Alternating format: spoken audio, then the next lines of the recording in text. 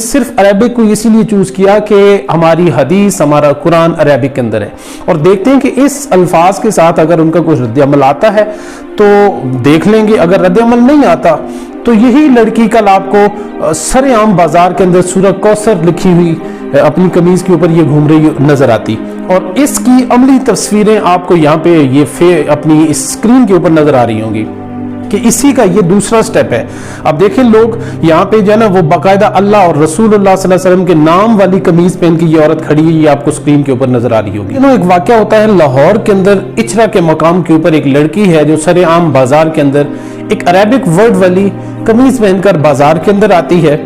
اور اس کے بعد لوگوں کے اندر ایک اشتعال بن جاتا ہے اور گہما گہمی ہوتی ہے، پولیس موقع کے اوپر آ کر اس لڑکی کو باہر نکال دیتی ہے۔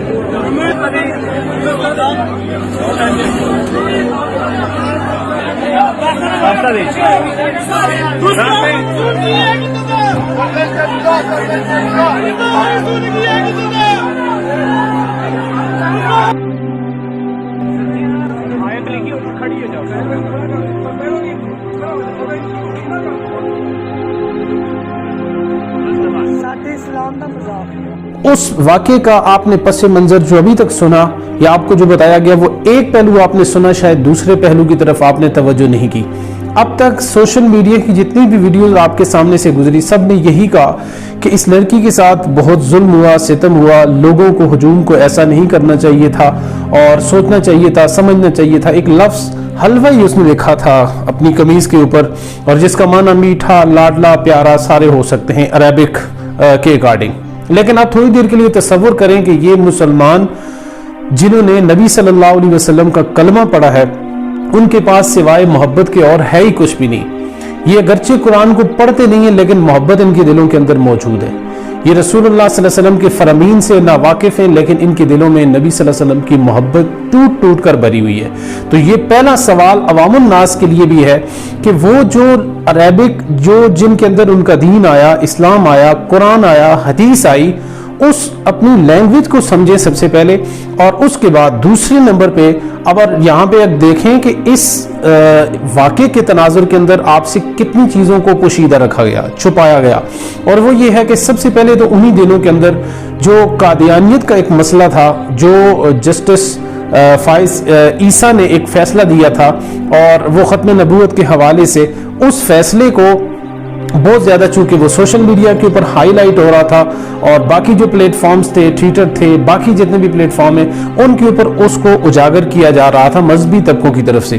اب اس سلسلے کو ختم کرنا تھا، روکنا تھا، تو روکنے کے لیے ایک بیچ میں یہ ایک آپ سمجھ لیں کہ ایک شوشہ چھوڑا گیا، اور یہ شوشہ بھی ویسے ہی نہیں چھوڑا گیا، یہ باقاعدہ پلاننگ کے ساتھ چھوڑا گیا کہ دیکھتے ہیں کہ اس واقعے کے تناظر کے اندر عوام کا رد عمل کیا ہوتا ہے، ری ایکشن کیا ہوتا ہے۔ اگر انہوں نے یہی کام کرنا تھا، یعنی اپنی قمیض کے اوپر لفظ ہی لکھنے تھے، تو باقی کسی لینگویج کے اندر بھی لکھ سکتے تھے، وہ فارسی کے اندر،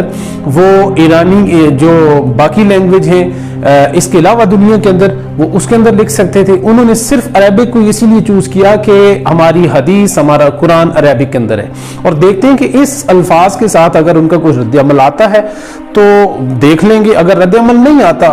تو یہی لڑکی کل آپ کو سر عام بازار کے اندر سورہ کوثر لکھی ہوئی اپنی قمیض کے اوپر یہ گھوم رہی نظر آتی، اور اس کی عملی تصویریں آپ کو یہاں پہ یہ اپنی اسکرین کے اوپر نظر آ رہی ہوں گی کہ اسی کا یہ دوسرا سٹیپ ہے۔ اب دیکھیں لوگ یہاں پہ جو ہے نا وہ باقاعدہ اللہ اور رسول اللہ صلی اللہ علیہ وسلم کے نام والی قمیض پہن کے یہ عورت کھڑی ہے، یہ آپ کو اسکرین کے اوپر نظر آ رہی ہوگی۔ اسی طرح سے آپ دیکھیں یہ آپ کو حروف تہجی والے الفاظ پہنا ہوا یہ شخص کھڑا ہوا نظر آئے گا، یہ اسی واقعے کا پس منظر ہے، اسی واقعے کا یہ دوسری کیٹیگری ہے، اور یہ پھیلتا جائے گا۔ ہم اب تک جو ہے نا وہ غیر مسلم لوگوں سے، فارن کنٹری سے، فرانس سے اور باقی جو ڈنمارک اور دیگر ممالک ہیں، ان سے یہ مطالبہ کرتے رہے کہ ہمارے قرآن کی توہین نہ کرو، ہمارے قرآن کو جلانے کے حوالے سے جو واقعات ہے وہ ہماری انہی حرکتوں کی وجہ سے سر عام وہ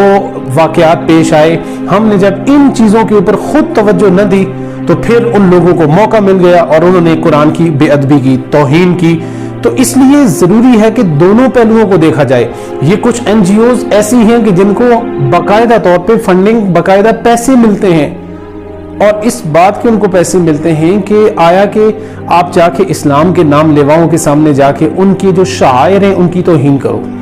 اور دیکھو ان کا رد عمل کیا ہے۔ آہستہ آہستہ سے وہ گویا ہمارے دلوں سے ان چیزوں کی محبت کو ختم کرنا چاہتے ہیں، ہمارے دلوں سے محبت رسول کو نکالنا چاہتے ہیں، محبت قرآن کو نکالنا چاہتے ہیں، اسلام کی محبت کو نکالنا چاہتے ہیں، تاکہ وہ مغرب زدہ اذہان جب ہمارے بن جائیں گے تو پھر آہستہ آہستہ سے وہ جدھر موڑنا چاہیں وہ موڑ سکیں گے۔ لیکن یہاں پہ اس تناظر کے اندر اس ہجوم کا بھی قصور ہے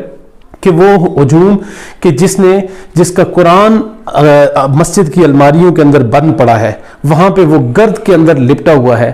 اور اس کو کوئی پڑھنے والا نہیں، اس کو کوئی سنبھالنے والا نہیں، وہی اسی سے ملتا جلتا لفظ آپ کو نظر آیا تو آپ نے وہاں پہ قرآن مچا دیا، آپ اس لڑکی کی جان لینے پہ آ گئے۔ اگر اس کو وہاں پہ کچھ ہو جاتا،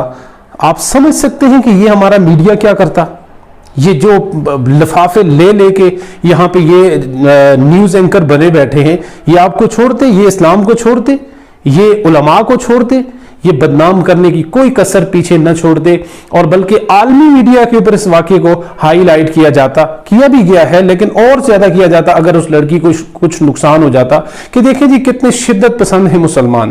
کتنے زیادہ جو ہے نا وہ جذباتی ہیں مسلمان، کہ اتنی سی بات کے اوپر انہوں نے لڑکی کو مار دیا، قتل کر دیا۔ اس لیے ان کو بھی سوچنا چاہیے تھا، سمجھنا چاہیے تھا، اتنا زیادہ ایشو نہیں بنانا چاہیے تھا۔ لیکن اس تناظر کے اندر جو اصل واقعات ہیں وہ یہ ہیں جو میں نے آپ کے سامنے پیش کیے ہیں۔ اس ضمن کے اندر آپ کا کوئی بھی کوئسچن ہو تو آپ کمنٹ سیکشن کے اندر ضرور کر سکتے ہیں۔ السلام علیکم ورحمۃ اللہ